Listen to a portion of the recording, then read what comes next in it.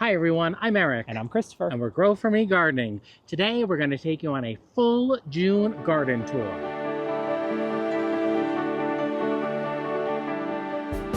Welcome to our garden here in upstate New York, Zone 5B/6A. We wanted to take you on a full June garden tour. This past week, we were experiencing extreme temperatures in the upper 90s with extremely high humidity. And finally today, the storms came through, the humidity broke, and the temperature is now in the mid 60s. So we went from the extremes of high 90s, 97, 98, 99, to today, down to 65. So if things look a little wet and things look a little worse for the wear, that could be why, but there's a lot of really pretty, beautiful things we're excited to share with you. And the first thing on that list is our oh so easy peasy rose, the landscape rose of the year from Proven Winners Color Choice Shrubs.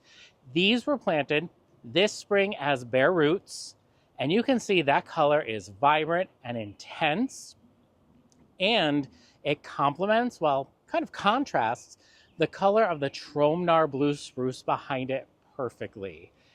When we extended this bed this spring, we knew that we wanted this to be a showcase moment when you entered the garden up the east side underneath the Gothic Arch. We knew we wanted something here to really wow the visitor. And I think this color combo does it. What do you think, Christopher? I love it. And you know what I also love is that we tucked an Anna's Magic ball right in front. It's true. All of this is brand new within the last month because this spring we extended this bed out. So there's an Anna's Magic Ball evergreen. Here is a grouping of Let's Dance lovable hydrangeas. And these are 1 gallon size. So eventually they will get about 3 to 4 feet tall and wide, and they'll just look like a giant bouquet. We saw these shrubs at their maturity in the Proven Winners Color Choice Shrub Trial Garden in Michigan last summer, and they were absolutely covered in flowers. So I'm really excited to see how these mature, and they are in full sun for us in our zone.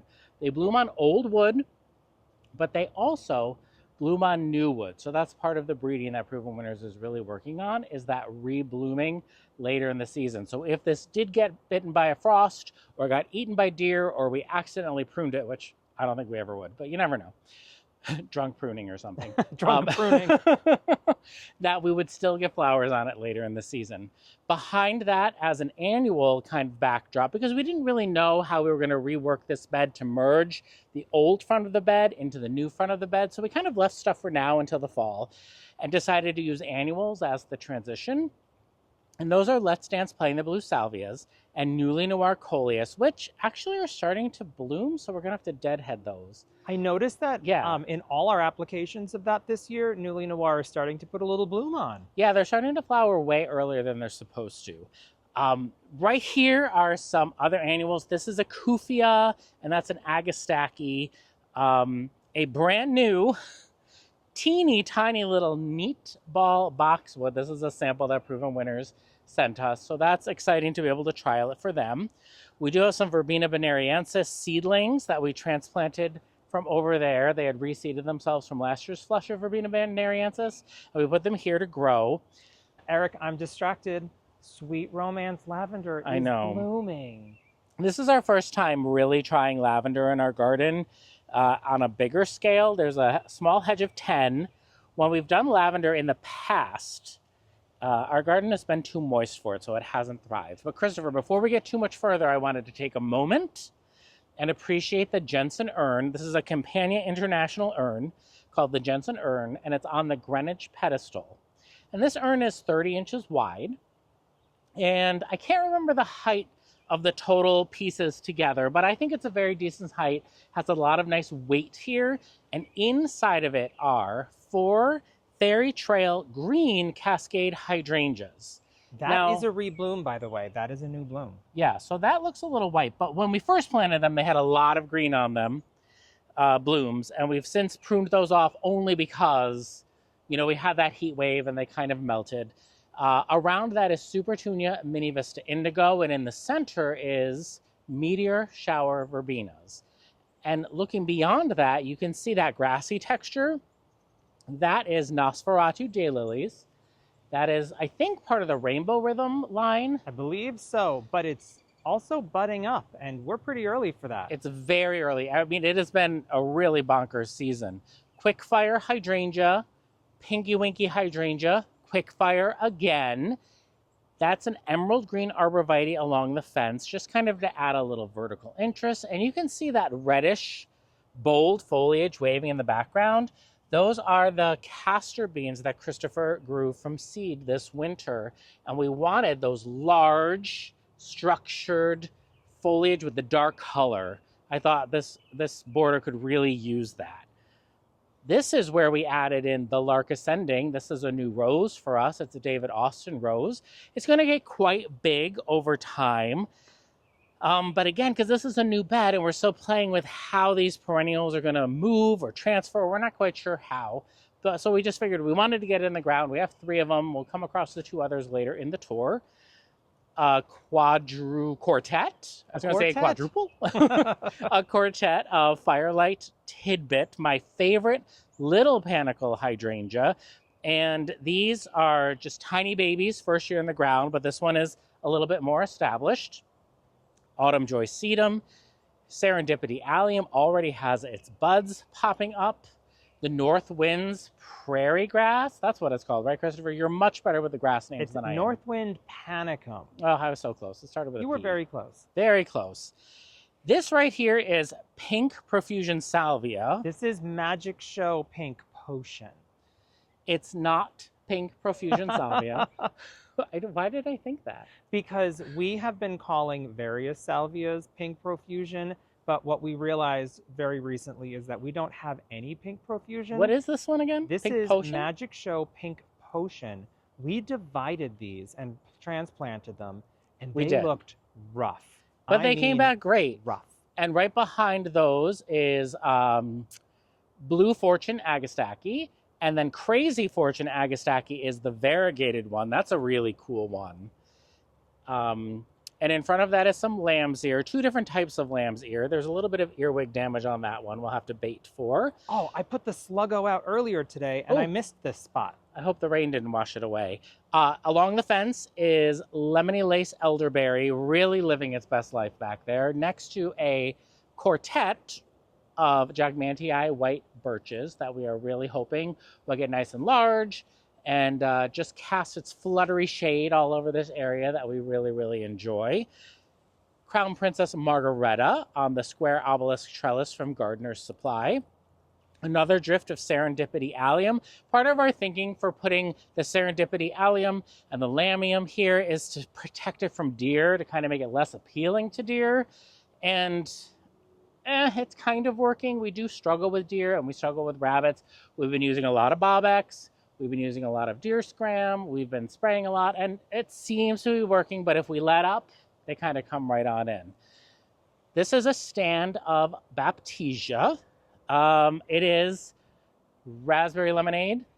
Decadence Deluxe Pink Lemonade. I got the lemonade part right. You did. You can see in the back corner, there is some Cinderella milkweed, I believe. Look how beautiful. Okay, we planted 1 2 years ago, and this has very happily reseeded, and it's welcome to back there. Yeah, it's really, really pretty. And I'm happy to have that there for the pollinators because we do also have a bunch of bee balm back there getting ready to bloom. We have a white variety, a purple variety, and a pink variety. And when those get together, it's really, really pretty. And I love the smell of bee balm. And again, I hope it kind of deters the deer with its strong scent. There's a Pinky Winky Hydrangea in there getting ready, a winterberry, sweet shrub, sweet spire, right? Henry's Garnet Sweet Shrub. Sweet shrub. This is a trio of hardy hibiscus. It's evening rose. There's a Candy Crush.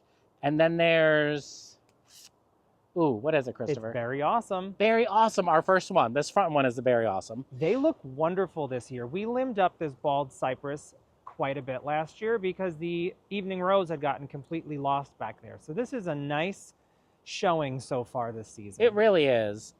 In front here is some phlox. This is backlight white phlox, so there'll be a pure white phlox bloom. In front of it is our newest evergreen. This is an icebreaker Korean fir, and it gets about 3 by 3 at maturity. And that is the color of the needles or Look how foliage it on it. pops against those phlox. Yeah, and it's a totally different texture, which is really cool. Faded Schubertii allium blooms, which we're just going to leave because they're so cool. I think every garden needs Schubertii allium. I This agree. was our first time trying it, and it was a huge success. Yes. And in front of that is a hedge of mini Mauvet hydrangeas. And to cap it all off, we have a winter gem boxwood underneath our bald cypress tree. So let's start right where Eric started and go the other direction. You can see we really focus on repetition with the east border. Again, we have quickfire, pinky winky, quickfire, more of the castor bean. Over here, you can see it a little bit better. Those leaves are gigantic. They take on a bit of a bronze, but they have really almost fire red stems.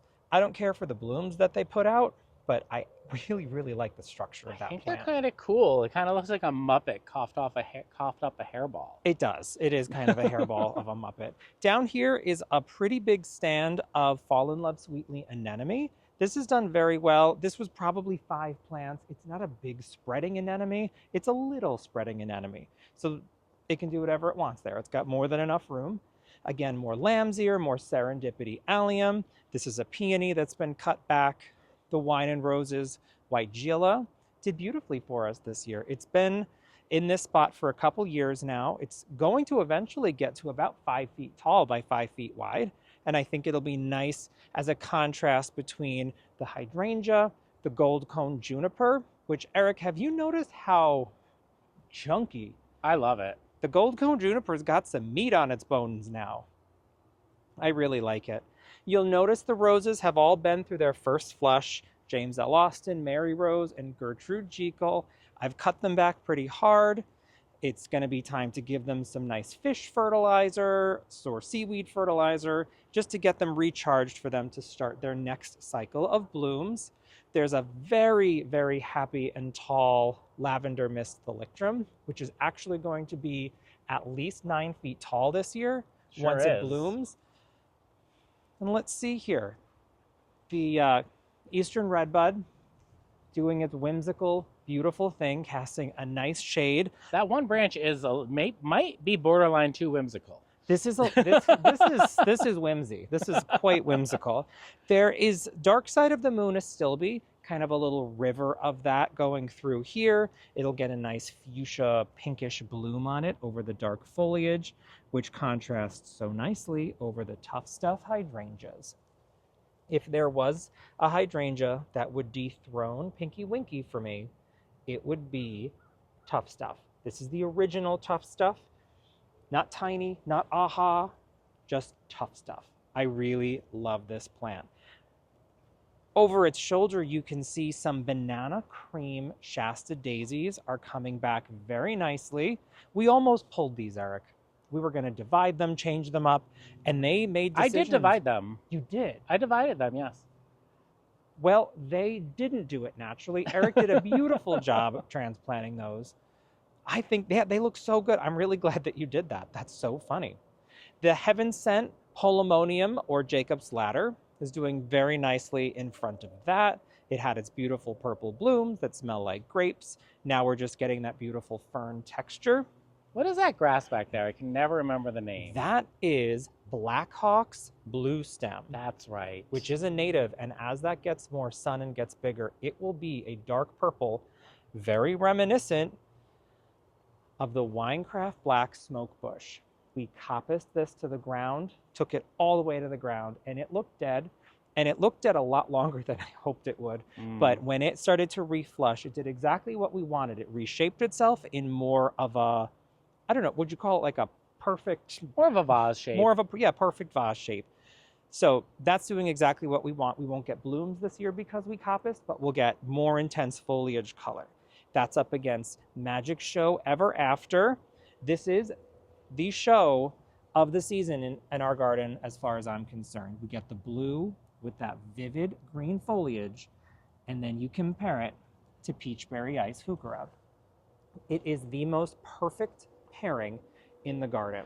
Well, it needs that Winecraft Black behind it to really make it pop. It does. It really pops. And then there's a Mugo Pine over here that gives it a little more green evergreen texture. And it is a dwarf, so it won't get too big. Exactly. And then the Kinsley's Ghost Honeysuckle with that eucalyptus leaf. It's interesting. So you've got kind of a similar leaf shape, but very different color. Then you've got similar green colors, very different leaf shape. So we're playing with texture and color and trying to layer these things together to make the garden interesting. The first container we're going to show you is Second, Jensen Ern. we already did one. It was very hot and humid, and it was kind of off and on raining, so we weren't getting out here to do any spraying. And that's what BT is for, that Bacillus thuringiensis. Budworms have taken this entire Hoopla Vivid Orchid Supertunia down. Look at that. I did come out and spray earlier today with BT. I'm hoping that the rainstorm that came about 2 hours later didn't completely make that for naught, but I'll probably come out and give it a quick mist tomorrow morning. It probably washed a bit of it off. I also would say that this is a really good example of how you can pair things like a lantana and a superbena with a supertunia. So if you do get a budworm, you still get color in your container. And these are also ready to be fertilized after the heat wave. So this will be a mass of beautiful yellow and purple color. Let's see. Ooh, what about that heliotrope down there? This is Augusta Lavender Heliotrope. This is something we saw last year at the garden center, and it was pretty, but now that we've got it in our own garden, this could be a must-have. Bobo hydrangeas. We have two Bobos that flank the Gothic Arch. This one's from Gardener Supply. You know we love this because it's 6 feet wide and 8 feet tall. This has a generous gardener rose on either side from David Austin, as well as a Betty Corning clematis. It smells so good under here right now. The first flush of the rose cut back. I actually cut back quite a bit of the clematis too because it was just getting weighty and we need more upward growth. I would say I'm already seeing new growth all over the place on these canes. Oh, yeah. Very, very short order. Let me just show them the new growth color on Generous Gardener. Isn't that pretty? It's that red. It is really, really nice. So this will be touching. It'll be all the way up to the top. I bet you in a month and a half, hopefully, or so. So keep backing up, keep backing up. We need the wide angle of our hydrangea room. This was a big project we did last year. Of course, nothing from about where I'm standing forward existed on this fence line. This is a combination of 5 Annabelle type hydrangeas, Incredible White, Incredible Blush, alternate across the front. Then there's Invincible Lace and Invincible Sublime hydrangeas. So we have this mix of the plum lace hydrangea with the little white florets on the outside, the really intense lime hydrangea, and then, the white, the blush, and then here is Invincible Ruby, which is smaller than the other ones, and we have it kind of tucked towards the front for a little more intense pink moment.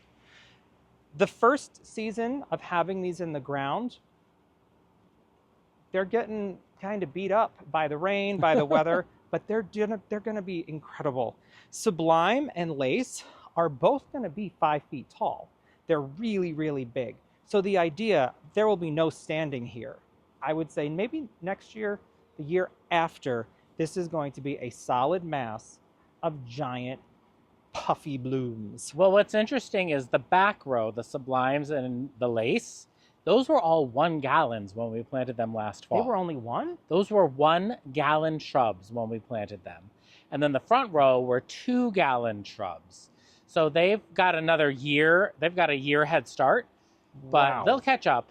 Okay, that makes sense. And then last on the fence line, very newly planted, is a Bathsheba Rose from David Austin.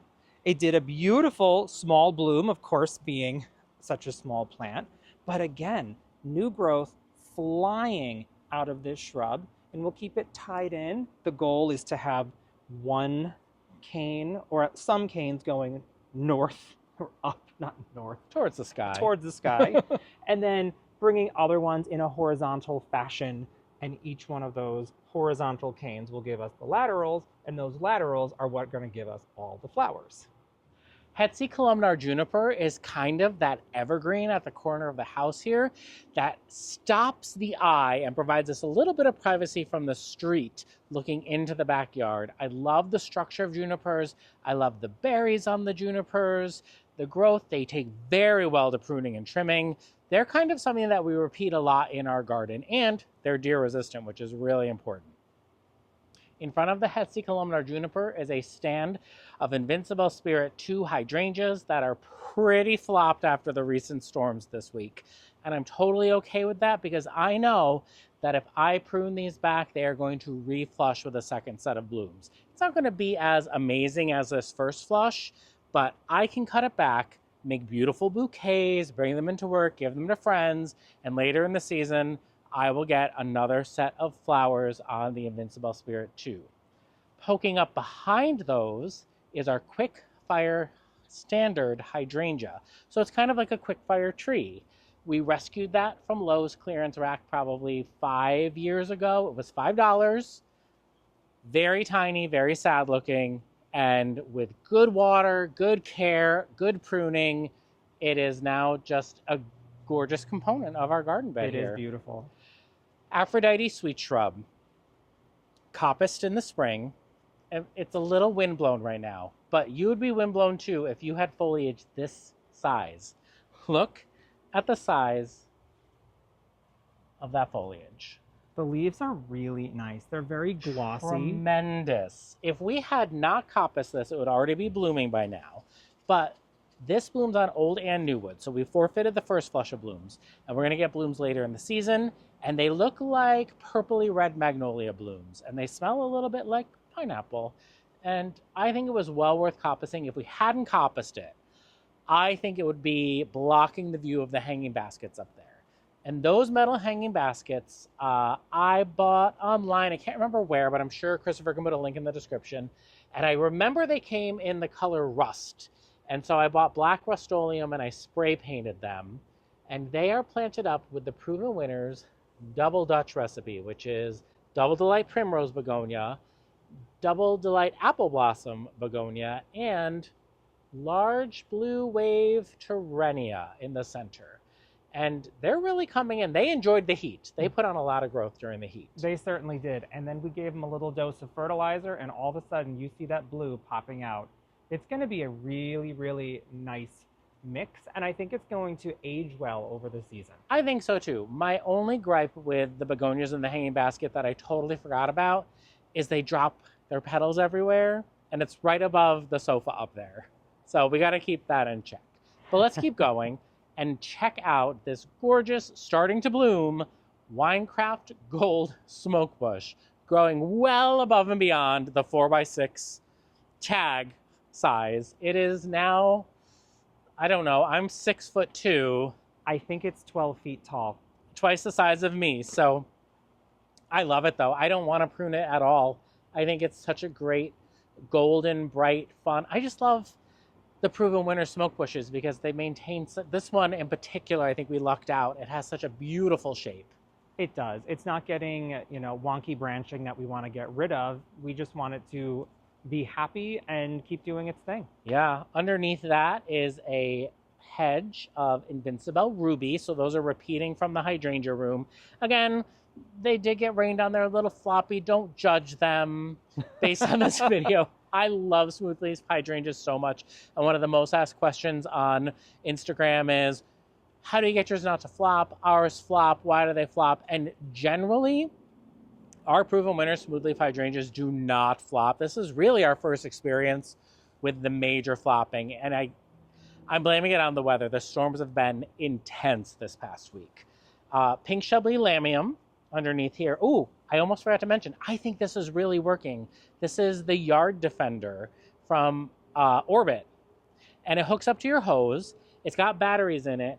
And it has a motion and heat sensor that at nighttime, if it senses motion or heat, it sprays them with the sprinkler, like a large, a heavy, scary spray of water that makes that ratcheting sound that a ratchet sprinkler makes. And I think it's helping this area in particular because we have had deer damage elsewhere in the garden, and I would think that this would be like a delightful buffet. So Fingers I think that's crossed. what's working. I want to check the batteries on that as soon as this video is over.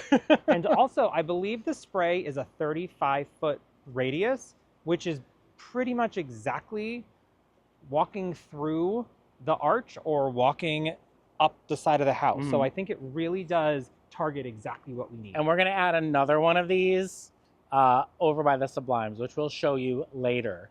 In front of the Invincible Rubies is another like echo of this chartreuse color, and this is the pistachio and ball gown versions, right? Yes, it's two Dressed up ball gown and pistachio ambrosia. yeah, two, they alternate. They only had 3 of one and 2 of the other, and we thought, well, we'll just put them together. There's a little sunburn on them, which I find interesting because they are supposed to be full sun to shade. So I think this heat wave that came upon us really did them in, but I think they'll rebound nicely.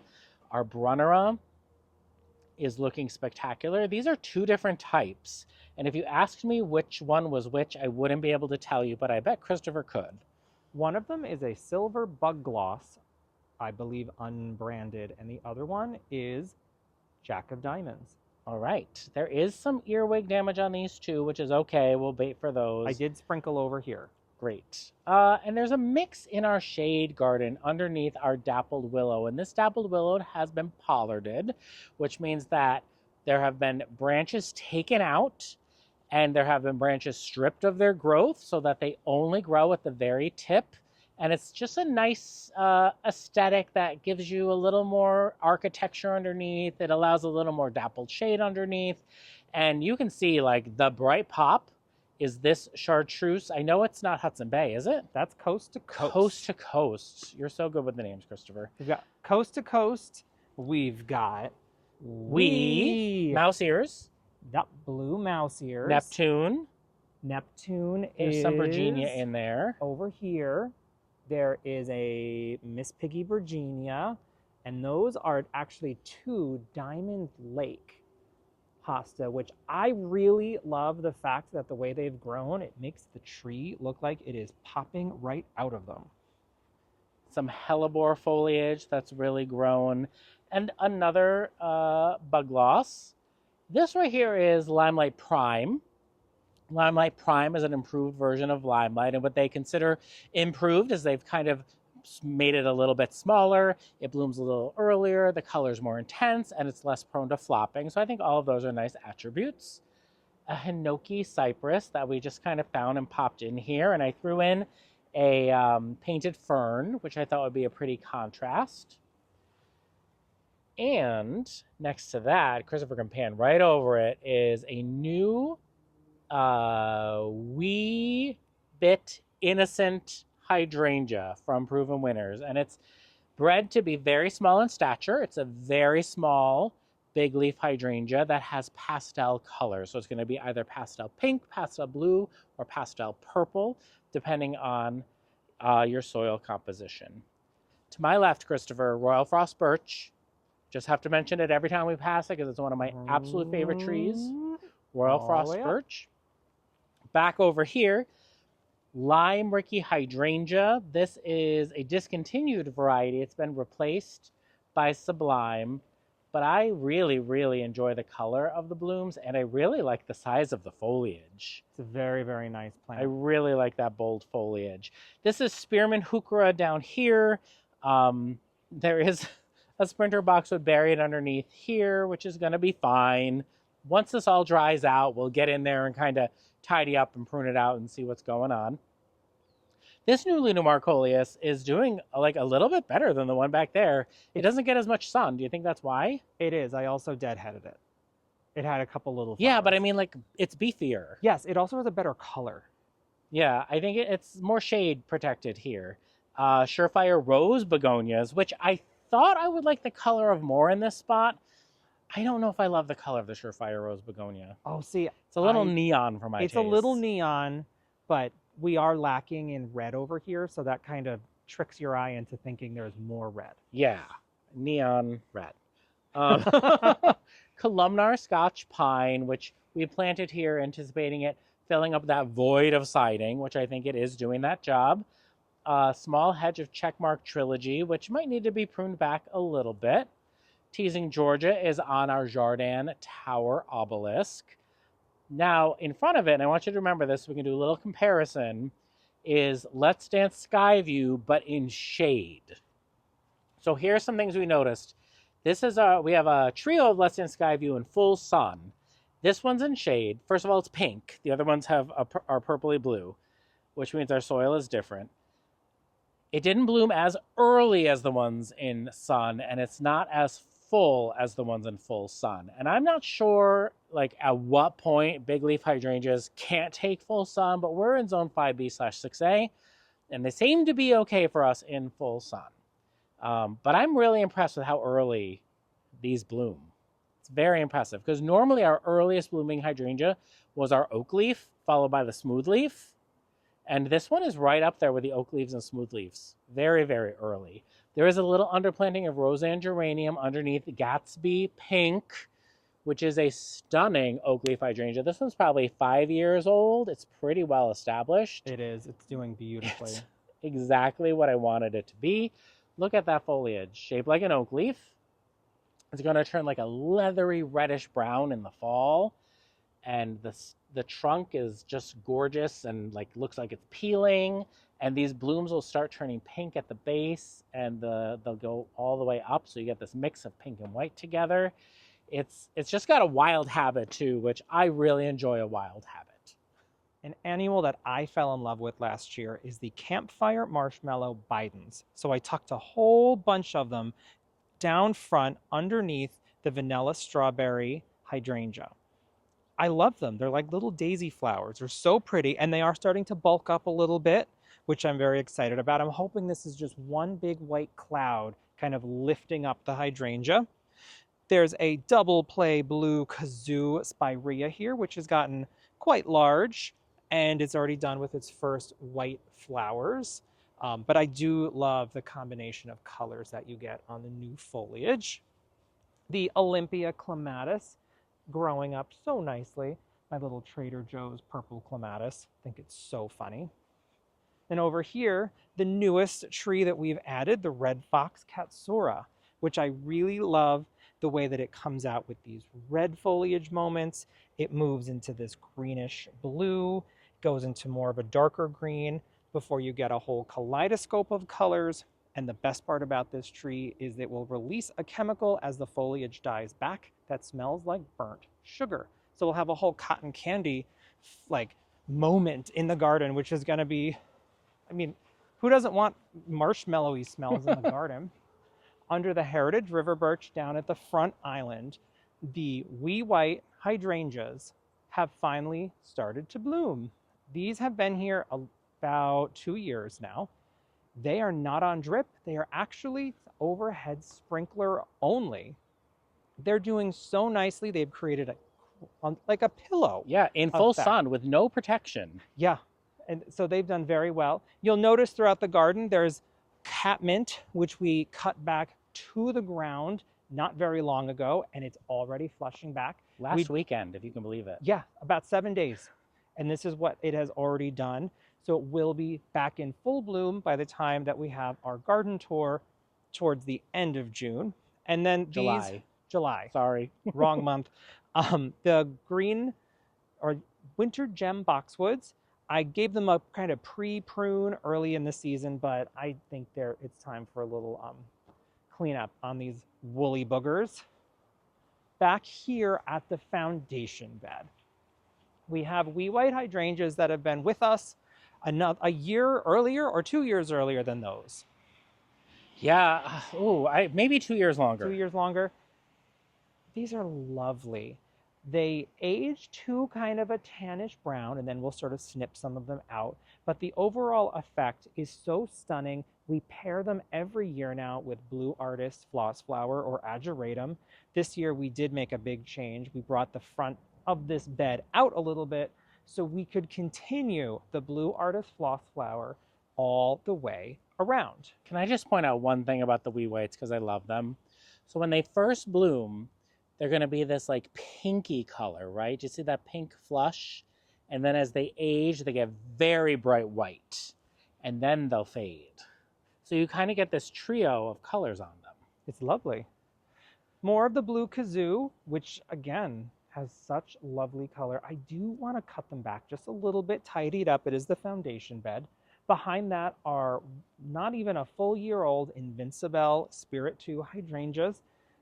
These are so nice. This is going to be really big and fluffy in the next couple years. Yeah, again, planted last fall as 2 gallons, so I think Yeah. they've done very well. They've done very well.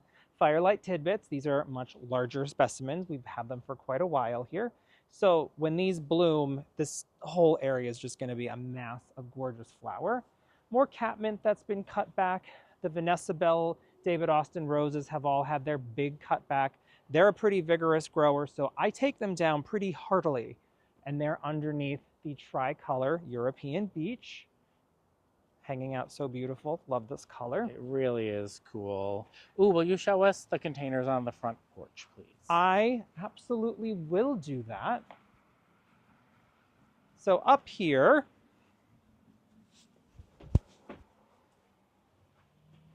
in the covered area, are these really awesome containers that Eric painted 2 shades darker than the door, and then sunk in them is actually a 5-gallon bucket that was cut to fit perfectly in there. So whenever we want to water these, we lift them out and put them on the sidewalk, and it keeps the drainage from messing up the carpet and all that. It's a newly noir coleus, which does look really good in here too, Eric. It does look good. This is a miniature coleus, pink lamium, or pink Chablis lamium, and this is a Selenia yellow begonia, right? Which, yeah, I'm surprised how well it's doing in the shade. They're It's doing supposed to be like a part sun to sun. such a good like lemony yellow. Yeah. More pink Chablis lamium in the head planters. Love those. And then we move to the big planters. These are our new Urbino planters from Campania International in the color Nuovo. The centerpiece of these is Rise Up Lilac Days, which there are some flowers on the other 2 that we can show you. It's been a very healthy, well-performing climbing rose for us, but it's a miniature climber, or a short climber at least. So when I cut these back from the first flush, I cut them right back to the orb trellis that's in there. We've repeated the same annuals in all 3 of our containers. We just kind of started the pattern at a different place to mix it up. We have the Super Bina Sparkling Amethyst, Super Tunia Saffron Finch, Super Tuna Mini Vista Indigo, and we have Luscious Royale Pina Colada. Where's a good bloom? There's a good. Is there one on over here? Here's a good over bloom. here is some.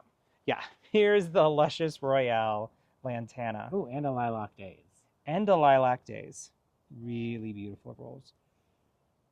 So as these are intermingling and starting to give us the effect, especially these 2 together, love that, because all these Super Binas have a little yellow dot in the center of their little mini flowers. So very successful on these. We've got the 3 of them that are identical. When you're driving up the street, you see these Super Tunias way, way, way far away. Really, really gorgeous. Repeating the ageratum underneath another winter gem boxwood. Definitely needs a bit of a haircut. That's okay. It'll get there. Gabriel Oak Rose also cut back with the catmint. You can see we really like to repeat the theme with the catmint and the roses. So I guess it's a good thing that we cut them back at the same time. Our Jane Magnolia is growing incredibly vigorously this year. We have some decisions to make on pruning and lifting the canopy because it is growing out. And growing out means you can't mow underneath it. And that's So a we'll very, be pruning. very important part of gardening. You gotta be able to clean up. More firelight tidbits underneath the weeping white spruce. Now, the thing with weepers, they normally weep, but every once in a while, you get one branch and it decides it's going to be the leader. So I'm hoping that that hardens off so I don't even have to stake that one. It's cool, right? It really is. It's a really nice weeping Norway spruce. It did has a nice growth pattern on it. I'm happy with it. It's doing very well. Ooh, we have flowers on the Let's Dance Can Do. Let's Dance Can Do. Look at this new growth moment that's happening right here. Really, really awesome rose, hydrangea. This hydrangea is known to be one of the fastest rebloomers. It just blooms its head off once it gets cooking, and it just started cooking. So this should be a bloom factory for us for the rest of the season. And it blooms from the bottom of the stem to the top. This tree makes everyone smile. This is the Shiloh Splash River Birch. And it's either a very large shrub or a small tree, depending on how you want to prune it. What really sets it apart is that bright, creamy yellow variegated foliage. There's 2 shades of green on there and a nice buttery yellow. And I couldn't be more thrilled with this addition to the garden. It takes very well to pruning. It handles full sun very well. It really loves this spot. Underplanted with another Limelight Prime Hydrangea. Another drift of recently planted in the fall. Fall in Love Sweetly Anemone. So that is going to be a late summer, early fall bloomer of really that just really pretty traditional pink anemone. Some more lantana in front. This is a giant drift of catmint that's been cut back, but believe it or not, when it's in full bloom, it fills this entire space. A Hollywood juniper, because again, junipers are very reliable for us. This is a columnar white chiffon rose of Sharon, so that's a nice vertical accent as it gets taller. Peony foliage, going bananas daylily, which daylily's blooming. This is very early for us, but I'll take it. And behind that is our wabi-sabi Japanese maple that we just planted this spring. The wabi-sabi is a hybrid between a Korean and a Japanese maple to improve its cold hardiness, and it's just a really nice weeping structure with the new growth having green stems. Nice lacy foliage. To my right is this stunner. This is a Vanderwolf pine. This is one of the first trees we planted in our garden, so I'd say it's probably 5 years old at least. And it was probably a 7-gallon when we planted. It was ball and burlap, I remember that. It was ball and burlap, and it was in a container, and it was so root bound, but it has thrived. Mm-hmm. Look at the shape. It is supposed to be a pyramidal tree, right? It is, and it does everything right in my book. I think it's really awesome. Down here is a little bit of repetition of some of the annuals from other places in the garden, including the Augusta Lavender Heliotrope, the Mini Vista Indigo. There are some Virginia and another hosta. What's that, Miss America? Miss America, my new favorite hosta. It looks like it's been painted with watercolors. It's really cool. Coral Bell that I don't remember the name of, sorry. That is dressed up prom dress. Oh, prom dress. New. This is Claire Austin. Claire Austin came to us struggling as a rescue from a clearance, and this is the best she's looked. She's very slowly getting established, but you know what's going to happen is next year, the year after that, this thing's going to blow up. And I hope so, because that's what happened with Crown Princess Margareta. Remember, we rescued her too, and she was very slow to establish, and now she's just blowing herself out of the water. Besto, Pesto, Mugo Pine underneath the Dowick Purple Obelisk Beech. That foliage is amazing. Really nice. This is a stand of Baptisia. Blueberry Sunday? Blue Bubbly. Blue Bubbly. I think it's Blueberry Sunday. Blue Bubbly. What I think is interesting about this variety that's different from the one in the back is they're curved. Yeah, the flower stems are curved. I don't know if that's just happened this year because of that weird heat wave or if that's what they do. I don't know. I think that's pretty interesting. Ember Waves, Arborvitae. That's going to have that gold color all season long. We really wanted that bright pop on this side. We love using a chartreuse, and we love using a deep dark purple because when you have that color combination, it makes everything else kind of pop. Blue Feathers, Hinoki Cypress, or Juniper. Hinoki Cypress. Blue Feathers. This one's really cool. Look at all the little foliage. They look like little stars. I saw that texture and I thought it was really, really cool. And these dark foliage sticking out of the ground is, I always say it wrong. It's euconomus? Eucomus. But this Pineapple lily. Pineapple lily. This is Purple Rain. It's also new, but Eric, I didn't tell you. Look inside the foliage. There are pineapple lilies, and there's 5 plants, and there are 5 lilies That coming. is so interesting. They're going to be really cool to see grow. I'm interested to see how they do. There's a drift of soggy, sad saffron finches that are Saggy saffron finch. soggy and sad, being eaten by budworms. But I think a quick cutback, a treatment, and they will be fertilizer, and they'll be totally fine. Emily Bronte has been hacked. She's a beast of a rose, nice and tall, covered in flowers. But we gave her big prune back. Here's a little Tough Stuff Top Fun hydrangea starting to put on some flowers. That's exciting. This is the Red Tip Blaze Norway Spruce. We have it here. Yes, it will get to be a large tree eventually, but it's so teeny tiny. We're just using it as an evergreen accent for the time being. Some more Agastache. This is a small drift of Ringo Double Pink Rose. Our Parkland Pillar Birch It's Flop Tina. really struggled in these storms. I'm really surprised at that. I didn't expect it to look like that. I wonder if it will ever rebound. That's a very good question. I actually tried taping up some of the branches, and I taped them or tied them up, and branches above where I taped still flopped. Yeah, I don't know if it will recover, The top looks great. but that's a problem for another day. Let's keep going on this tour. I'll finish up this corner. This is a trio of pufferfish hydrangeas, which we've never grown before. I'm really excited to see how they do. This is another one of those little tiny meatballs. Right here on the corner, showing off its really cool foliage, is the Carolina Sweetheart Redbud.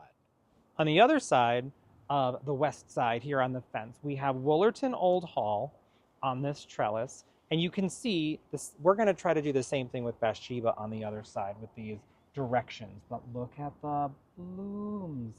This is the final spray. I think it's the final really good spray of roses in the entire garden from the first initial flush. I couldn't be happier with this. So pretty. It's like, it's peachy, but it's almondy, and there's cream. And it smells good. So that is doing beautiful. Below, you can see maybe the budworms are attracted to Hoopla Vivid Orchid. Maybe. Isn't that funny? They hadn't made it all the way up here, but this was completely covered in flowers at the beginning of the heat wave. And we've mixed it with another mini vista. And there's the newly noir coleus. Let me deadhead those little flowers on there. And this is a silver lining Artemisia. This is a perennial.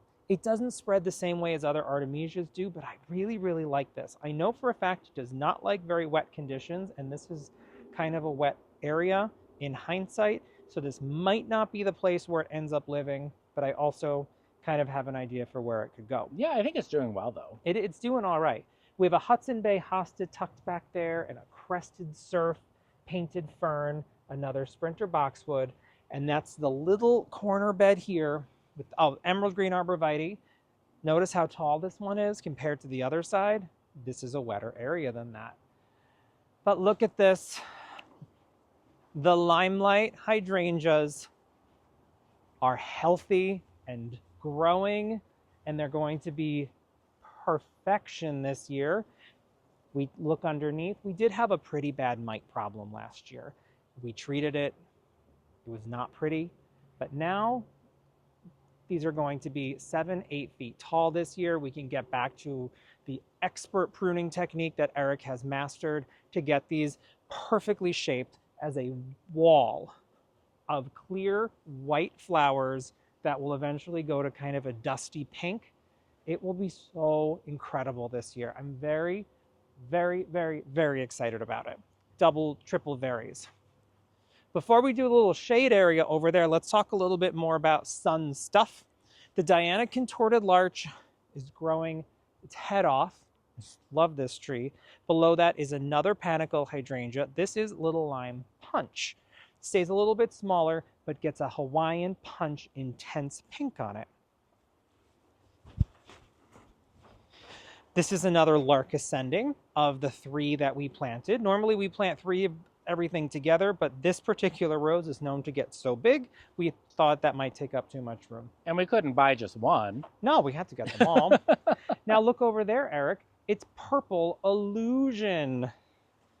That is the salvia we thought was Pink Profusion. We divided these and put them over here. Again, doing Yeah, we started with lovely. 3, and now we have 1, 2, 3, 4, 5, 6, 7. And they'll thicken up. They'll keep doing their thing. This is a Purple Pillar Rose of Sharon. It is foliage to the ground. This really is giving us a really nice pillar effect. Illuminati Tower, or I think this is Illuminati Tower Mock Orange, which bloomed nicely for us. This will also give a bit of a vertical feeling. Notice we do have some rest in the garden. These are some iris that may or may not be hanging out. You say rest, I say room for hydrangeas. You know, there's look at all this empty space. People say, how are you going to fit anything else in that garden? Well, we're gonna. You watch. Over here we have Spilled Wine Weigela. These had a really rough transplant. They got cut back pretty hard. They're flushing lovely. They even bloomed nicely. I'm going to reach over here. We have our first Alpenglow zinnias. I grew these from seed. They're one of the Floret originals. They're so nice. They come out and they have these sort of apricot-y colors, and they get a lavender in the middle, which makes them very unique. Pink Mink Clematis is a very second story looking plant this year. It decided to grow straight up and not bloom till the 4th rung. That's interesting. But there's some buds down here. So I wonder if it's going to bloom and then bloom lower too. I don't know. We planted this last year, so this is kind of our first time seeing it. We'll see how it goes. Sugar Shack Buttonbush. That plant has grown so nice. It's a really nice statement center of the border. I mean, back of the border, but it would have to be a very deep border. It's putting out its blooms. These little pom-pom balls, those are really cool. This is a ruby ribbons grass. I like it because it gets the ruby ribbons on it. It's kind of unique.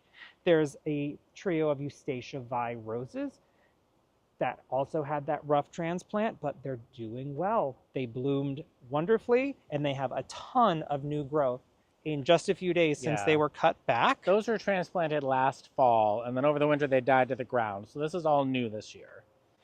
That magical stand of foxgloves, it did finally die back. I left a couple of the shorter stems up so it'll reseed itself. Come around over here, Eric, we have the dahlia patch. I was really... you grew from seed. I did. These are another floret. You can see we've had these heavy rains. It's exposed some drip tubing. I'm so excited to see what these do for us. But this is a spiderwort. Are we going to skip right over this gorgeous tree right here? I was going to go to the... Oh, okay, sorry. Well, this is Webmaster Spiderwort. This is going to fill in and be much more dense. It's newly planted, so it's a little bit tattered. Check out over here. This is the Tickle Creek White Bark Birch. I love this tree. It's got a very cut leaf, almost reminiscent of a Japanese maple, but it's a Himalayan birch that will just droop and only get about maybe 8 feet tall. Did it even, how wide did this get? 6 tall, 4 wide. Oh, that's not that big at all.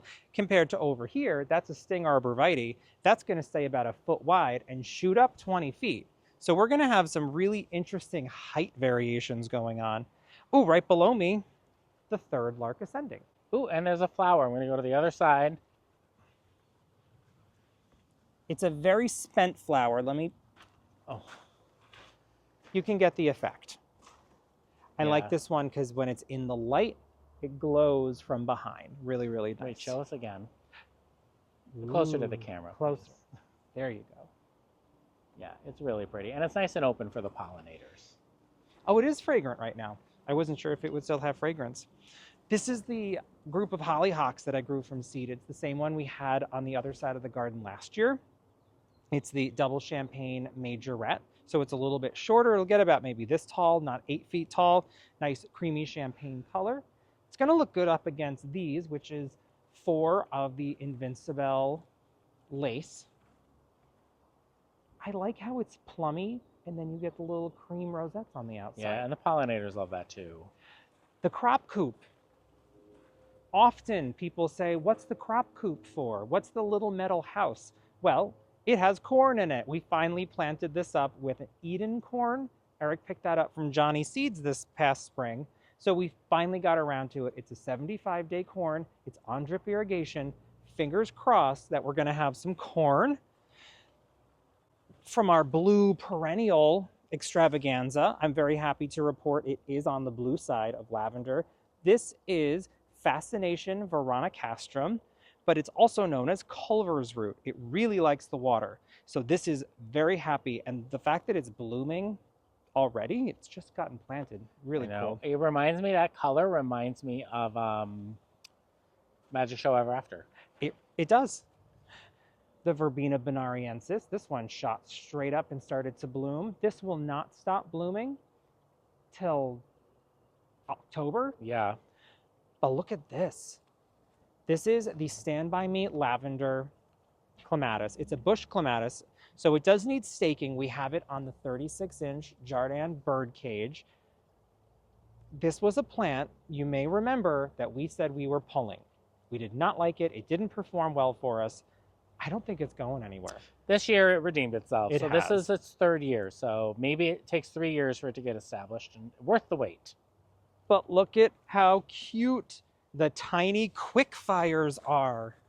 They are the smallest panicle hydrangea on the market, I believe. They're just precious. I cannot wait till these, I mean, what are they going to get? 1.5 feet? I think, yeah, maybe 1.5 feet by 1.5 feet. And that one to your left, Christopher, that's the one that got busted with the hose. But it's rebounding very nicely. It's rebounding nicely. And this was something we picked up when we were up in Vermont, the Beauvoir. They called it a bird bath, but it's kind of a bee bath or a butterfly bath. And we need to find a stone or something to put in it so they have something to sit on. These are our elevated planter box garden beds from Gardener Supply. They are cedar. We went ahead and we stained them with a polyway stain, so it's food grade safe. The color was called charcoal. It took about 3 coats. They have nice little feet on them so they don't sink too badly into the gravel. Every single one of them is attached to drip. It's a garden grid that waters them. We have little accessories for them. The Jardin bird cage is just to be pretty. These are called the Space Maker pivoting trellis. These are the 2x8 garden arches with the extenders on them. And I really like how it raised up the arches so that we can, not only does it look gorgeous, but we can grow things up. These are the Jackby little pumpkins. I think it'd be really fun to have pumpkins kind of growing up here. This is a cypress vine. We just got some seeds from a local cypress vine. Is that how I would say it? Yeah. We just collected seeds. Some beans. All of this needs to be fertilized. It's really in dire need of some fertilization, but just with all the rain and the heat, we had to hold off. These are potatoes. And then everything is repeated again in the other 2x8 beds. So that's all the same stuff over there. Right here, these are these strawberry gem? Those are black strawberry. Black strawberry tomatoes. Little eggplant coming. That's cute. Oh, it's so cute. I did have to pull quite a lot of leaves off this. It doesn't grow that wimpy looking. The big leaves were not looking very healthy in the heat. Yeah, I don't know if it's too much water. I don't know what's happening, but we've got to play around with it and figure out what's going on with it. But it's fun either way for us to grow vegetables and fruit because, we do this part for fun. This isn't like our passion. This is the fun part. Christopher, I wanted to show you over here before I forgot. Malvern Hills. This is a rambling rose that we planted bare root. We shared with you on a video how we trenched in here and hooked it up to drip and dug back and gave it its own little protective collar around it. And I think it's doing very well considering what it looked like when we planted it. Heading over to this bed, we have cut back that catmint on the corner. So normally that entire corner is filled with catmint.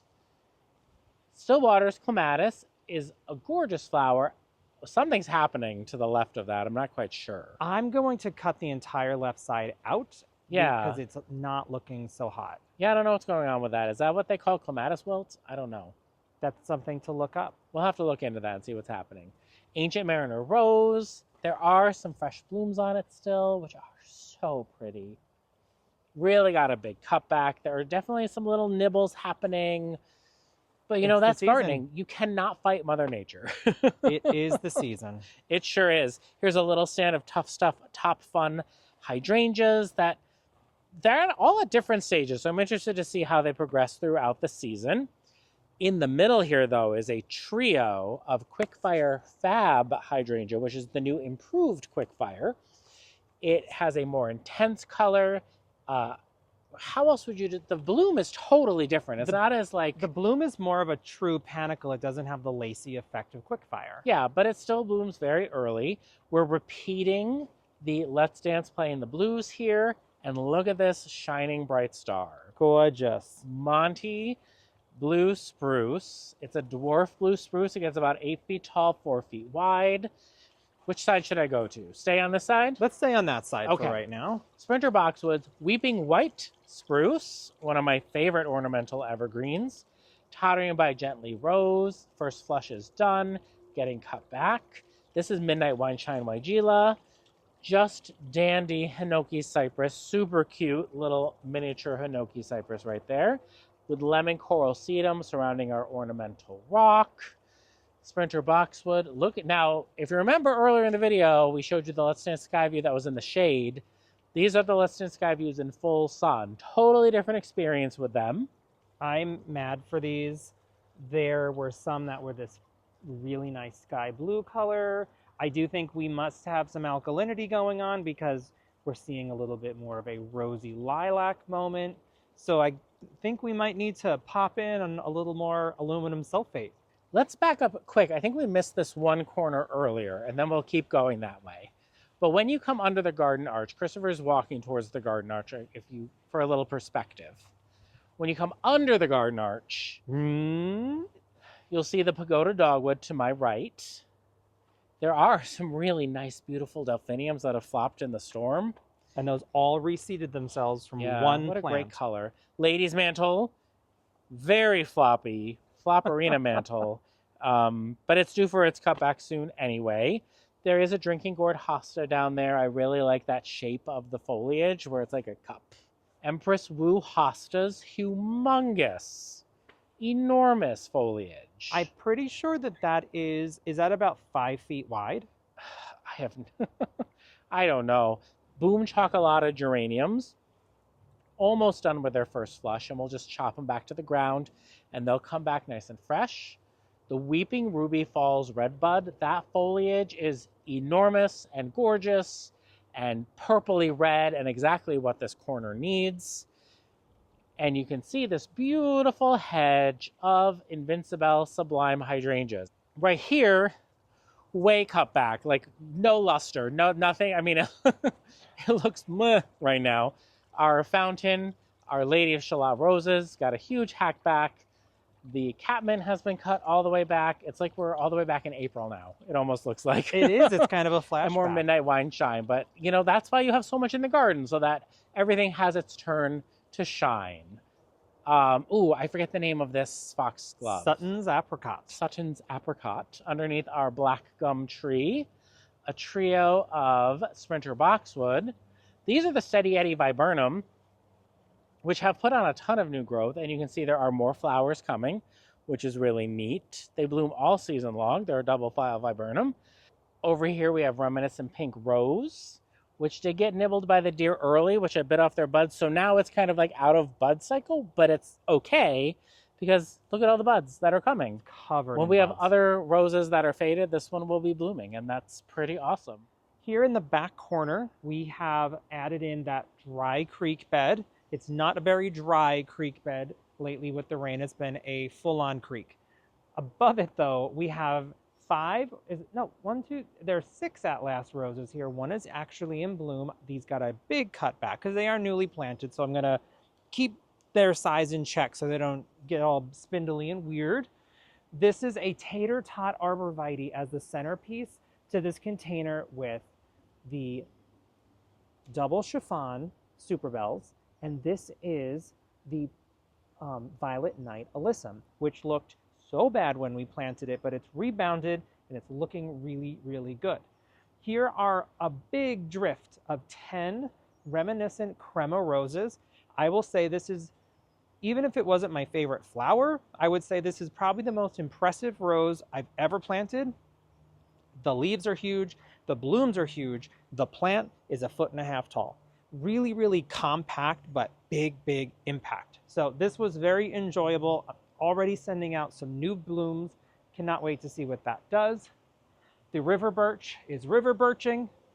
It is river reaching all the way out, creating lovely dappled shade. Look at the paperbark maple. It's shaping itself out. When we first got this, it was pretty short. It's put on some nice height. Below that are the moonlight African marigolds and the blue or tall blue planet floss flower. I grew these from seed and we did them in this square pattern along with the square beds. And now that they're blooming, I really like this. I'm not a huge marigold fan, I will not lie, but I like that these are more of a clear yellow and not like the buttery orangey kind of color. So it's working out. Our black lace elderberry, growing like a weed. It's as if the whole time we could grow one and it was just that groundhog that has not been bugging it. And now that it's not bugging it, it's growing. So who knew? Yeah, Who knew? I think the groundhog moved on to the little lime hydrangeas in front of it. They must be tastier. This is the red obelisk beech. It is the obelisk. It is red, definitely doing its job. Great color, great foliage. The viburnum, this is it a double file? It is a double file Called opening day, but it looks like a snowball. It looks like a snowball. This has put on tremendous amount of growth.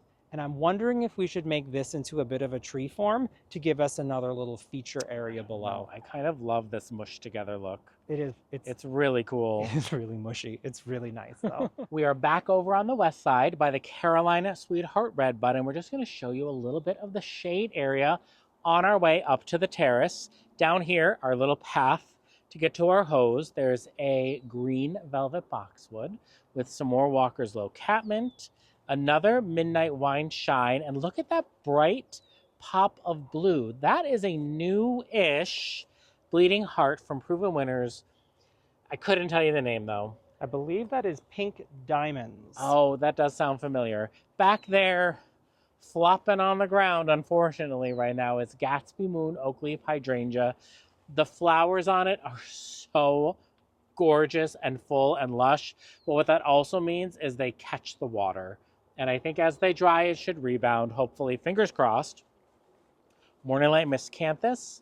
Check out these meadow rue. This is a trio of lavender mist meadow rue, and they are really tall. What do you think, 10 feet?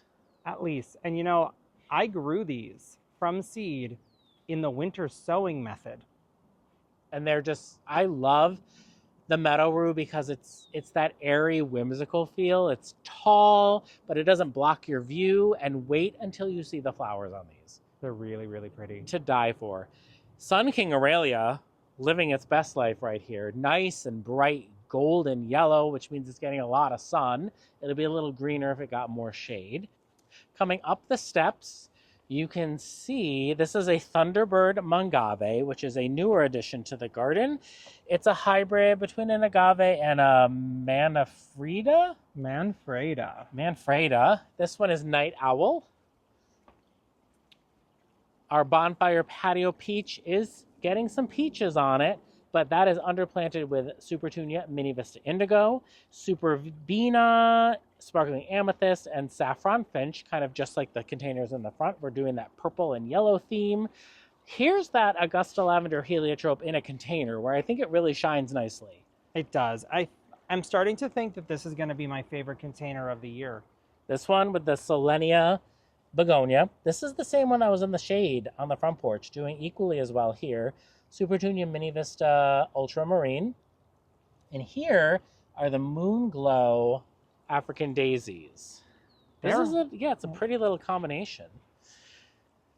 Back here, underneath our Moffat Blue Juniper, we have the Violet Night Alyssum, more Saffron Finch, more Moonglow African Daisies, and more Supertunia Mini Vista Indigo. Our lemon tree got upsized. We had to upsize the pot on it, and it's looking really happy. There's about 13 lemons on there. Happy about that. One's starting to turn yellow. And, oh, really? Oh, yeah, I see that. That's awesome. In this container, this is a Momart Beach. Guys, a little treeling. One winter I ordered it on Etsy. It arrived dormant. It was probably like this big in a tiny little root on it. And I've been nursing it for 2 years here in a container. Some Verbena bonariensis seedlings had fallen in, and I figured, why not leave them? That'll be fun. Yeah, it'll be beautiful up here. Right? A lot of people ask about these. These are our Hawes watering cans that we got at Garden Air down in Wyndham, which is a cool little shop if you're local. Our trio of shade containers. This is the wisteria colored double Acapulco impatiens. Yes. Something like that. And then inside is a Pegasus begonia, which is doing what I thought it would do. It's popping out. Popping through, thank goodness. Boston ferns. This is the same recipe that's in the hanging baskets behind me. It's the double Dutch recipe with the double delight apple blossom, double delight primrose, which I love this. And then the blue wave Terrenia, which is really, really nice. These are part sun containers. And there's some things that have really surprised me about them. There are some coleus in here, some more of that Selenia begonia. The double chiffon super bells are looking great. So these are those same containers up close. I really like this color combo. It's bright. Somehow it's unique. It's I don't know. bright It's really but cool. soft. Do you know what I mean? It is really cool. And also, I forget what those are called. Carabiners? What are they? Whatever the spinny thing you put on there, But it's it makes great. watering them really easy. And then because the sun rises in the east over here, I can, rotate them around if one side's growing more towards the sun. On the table in front of us is a trio of Proven Winners Leaf Joy houseplants. I know this is an alocasia called Zebrina alocasia. They call it jungle cat, which is really a fun name for it. This is a type of ficus. Do you remember the specific name, Christopher? These are going to elude me. I apologize. It's getting a little dark out, but this has this really awesome olive color on the new foliage. And then the Calathea obtusifolia, I've been practicing that one. I actually have one of these at work, and it's really, really big, and I love it. The other fun thing we found at the garden center was they were selling these living lace Divina ferns, right? Yes. That's what they're called. Just Divana. double checking. Divana. And they sell them in these cute little baskets. And so we just got these vinyl siding hooks that slide up underneath and hooked them on there. And I think it looks really cute. I agree. I think it's really nice. In the corner back here, we have a nice elephant ear underplanted with some impatiens. And we just kind of end up right here. This is a type of fig. I can't remember exactly the name, though. Do you? I could not tell you. I really couldn't tell you. But as another Proven Winners Leaf Joy plant. So we kind of decided in this area, because this is the living room area of the outside space, that we'd bring the houseplants outside. And I think that's a really fun thing to do in the summertime, is take your houseplants outside, let them get some fresh air, just like we get to do. Thank you so much for joining us today on our full June garden tour. We can't wait to show you what's coming up in July. Again, I'm Eric. And I'm Christopher. And we're Grow For Me Gardening. Thanks for growing with us.